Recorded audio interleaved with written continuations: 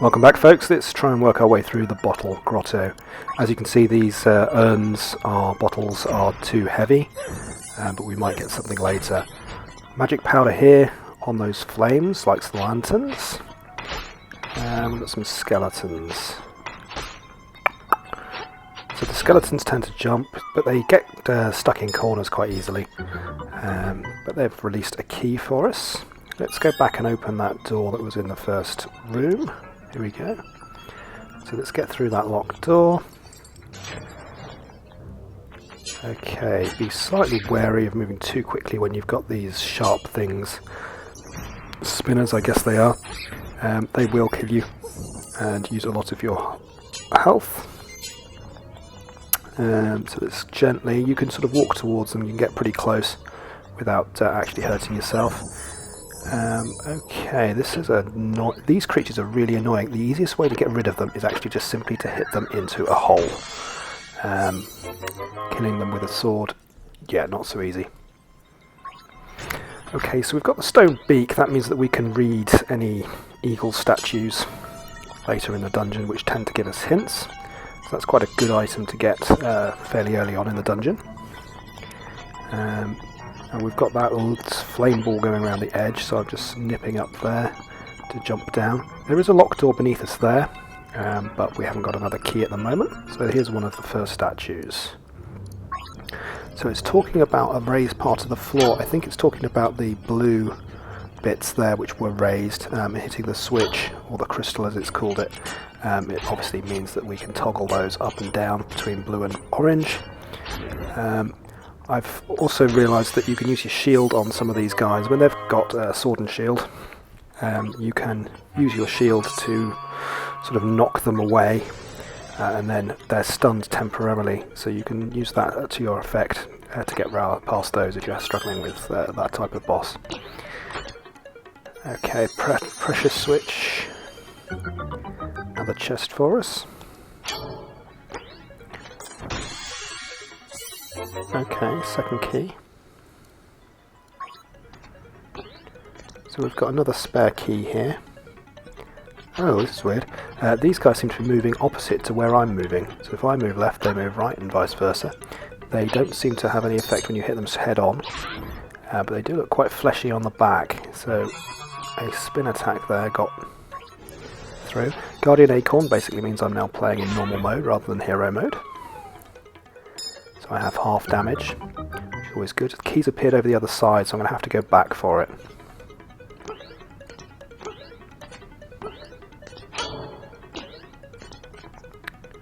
Jumping over these, you've got to be slightly careful you don't fall down the hole. You'd only lose a little bit of life, in your case probably just half a heart, but in my case it's quite painful.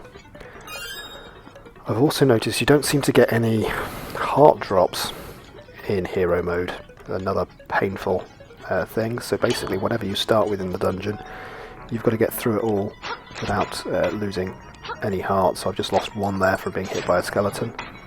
So you could take 10 hits at this stage, I can only take 5. So it would be worth trying to find a way of boosting that if I can. In normal mode you do get heart drops from things like pots, bottles, just general enemy drops when you hit them and kill them. Okay, so now we've got the compass. The other thing we need from this dungeon is of course the map, but the compass is quite good. It shows you where all the chests are, so it gives you an idea of what's going on in the dungeon. I hate these skeletons, I really do. Spin attack on them works quite well as well, although I'm not using that right now. I should have done perhaps.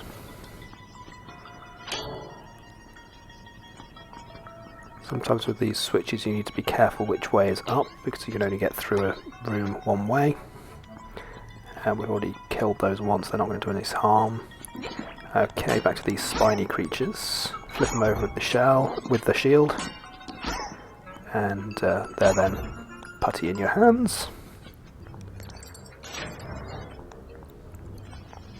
Oh, there's another eagle statue. Let's go and see what he's got to say. Get rid of some of these bats at the same time.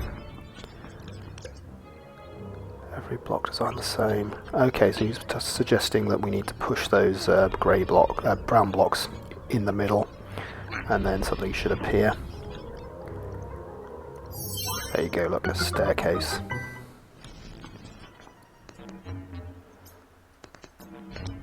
So we can use our feather to jump over these.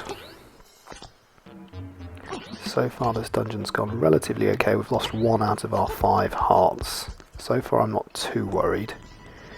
But I would kind of like 3 hearts to go into the final boss. So we might have to take some drastic action if we... Oh, locked in. That means he's a mini-boss. You normally get 1 of those per dungeon. Some bigger dungeons you get more than 1.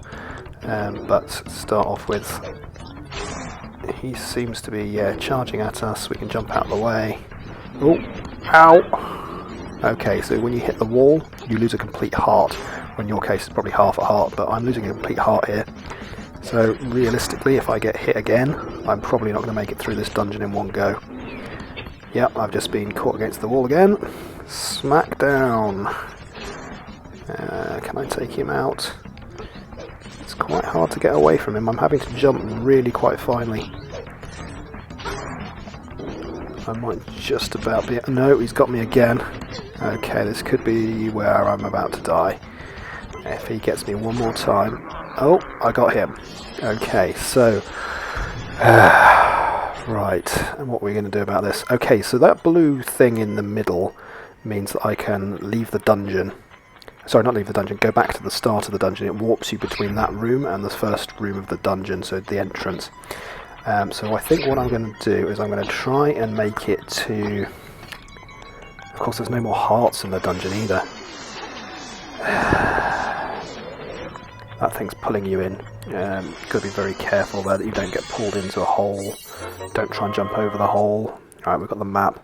If you try and jump over the hole and it starts sucking you in, then you get pulled down the hole. That's quite easy. I've got 1 piece of heart. What do I do? I'm not going to make it to the end of this dungeon with 1 piece of heart. But there's no drops at the minute in these dungeons. Now I'm on hero mode where you actually get any more hearts. So basically I'm going to have to leave the dungeon to get more hearts. Or I die. I'm trying to do this as a clean run through for you, so I might have to leave the dungeon and come back with a little bit more health. Yeah, I've got an idea actually. I can probably get away with doing that. So, but what I'm going to need to do... Perfect. Okay, so we've got the power bracelet. This means that we can now lift things like bottles. So we can lift up some bottles if we want to, but I'm going to still head out of the dungeon because now we've got the power bracelet we can get a little bit further on the map. So we've got choices for getting extra hearts. We could, there's a couple of choices, we could go back to the Great Fairy in the forest, in the mysterious forest, which is not too far from the swamp, or we could go all the way down to Mabe Village where there was the shop and we can buy hearts for, I think it was 3 hearts for 10. You see the warp took us back to this first room. So we got some coins, we could go and buy some, or there's another option which I'd like to show you because actually that will more guarantee that we get through. At the moment we're running on 5 hearts.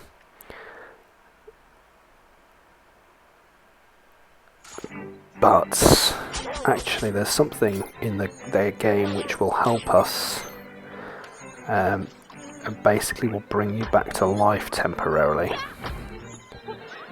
if you have it.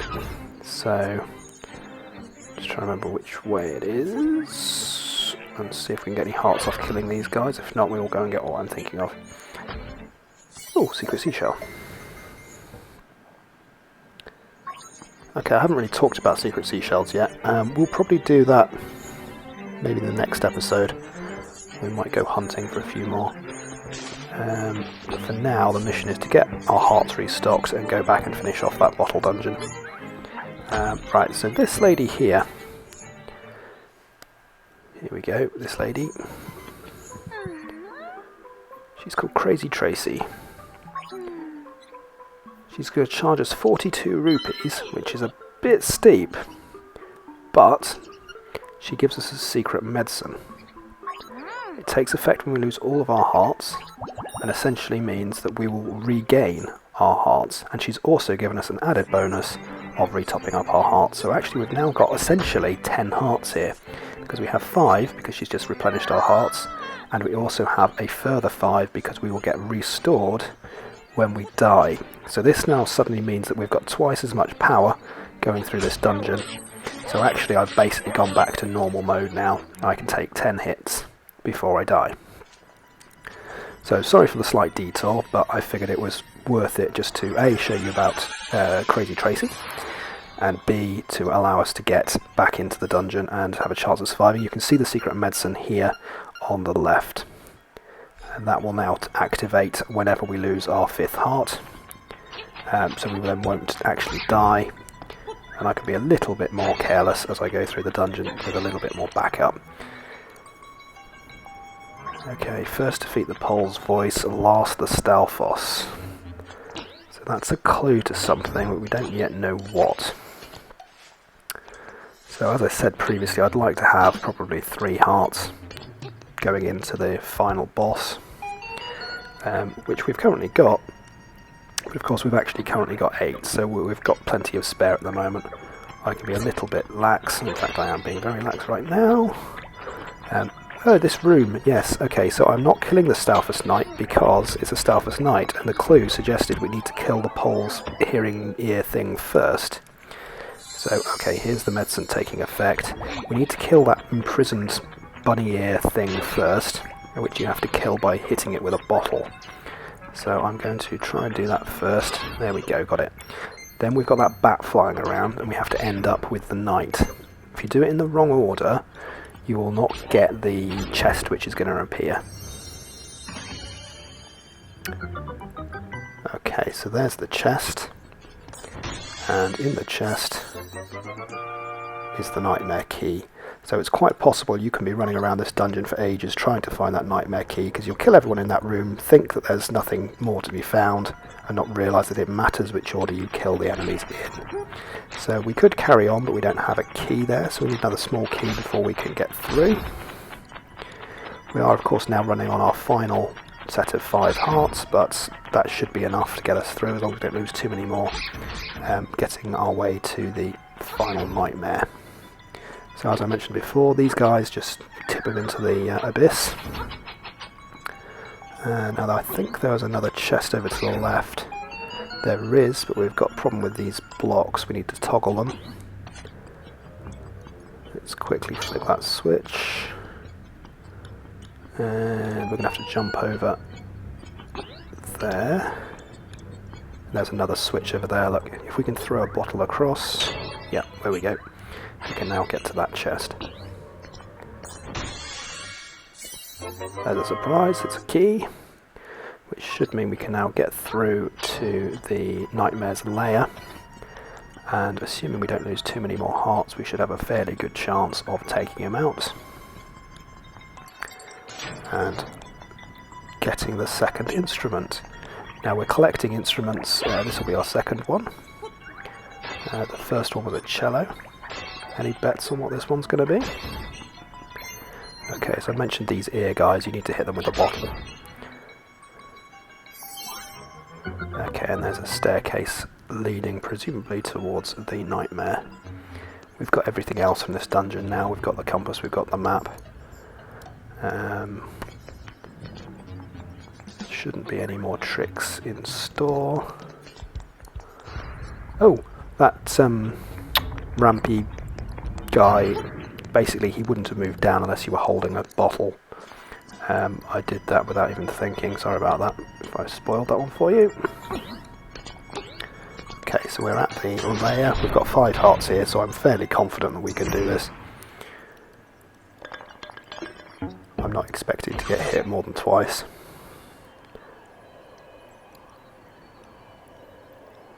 Okay, genie in a bottle. That kind of makes sense for the bottle grotto. So he's got fireballs, he's spinning around in a bottle. Looks like he's about to lob them at us. Yes, he is. So keep running away. I'm not going to try and deflect those, there's nothing I can do about fire, but I can hit him. Okay, he's basically saying that my sword is weaker than the walls, so we need to throw him against the walls. And if you look closely, you can now see that he's got some cracks in his jar. On one side, it's on the left-hand side. So that would suggest if we throw him against the wall a couple of times, he's going to lose his bottle. Probably both figuratively and literally. So he's got more cracks now. I reckon another throw, and because he's now covered in cracks, another throw should get rid of that bottle entirely. Fingers crossed. There we go, the bottle's gone. Okay, so now he's spinning into... Whoa, that's a big fireball. That was quite painful. But I did manage to land a hit on him, so see if I can avoid the fireball. Yeah, it seems to go out after a bit, so just avoid it to start with and then hit him. Just do that another couple of times and we should be there. Okay, that's almost it for this episode then. Yeah, there we go, we've got him. So that's the end of this episode. If you enjoy it, do subscribe. Obviously, I will end it at the end of this one. I'll let you listen to the instrument, and then we will head back out and see what we can do next. Extra heart container always handy. Which instrument's it going to be? Place your bets now. There you go, it's a shell horn. A conch horn. Listen to this.